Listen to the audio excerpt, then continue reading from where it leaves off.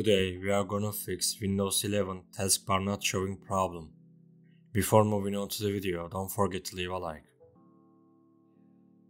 There are two solutions in this video. For the first solution, we need to open the task manager.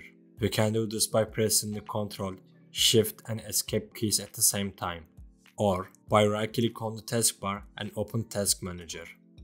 Once Task Manager is open, we type Windows Explorer in the search bar. Then right-click on Windows Explorer and click on End Task.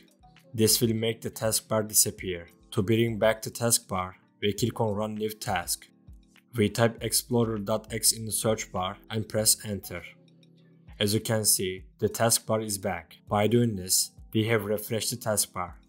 We can do this workaround whenever we experience this problem. If we don't want to go through this process every time, there is a more general solution that needs to be done only once. To do this, we press the Windows and R keys to open the run.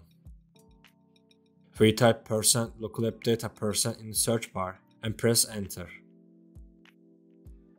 We scroll down and find the icon cache file. If you can see this file, click on View and then click on Hidden Items in the Show section.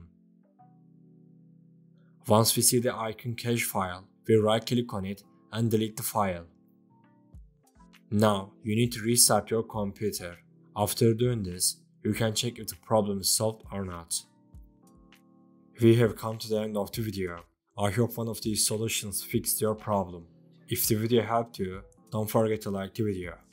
You can also subscribe to my channel to support me. Take care and see you in the next video.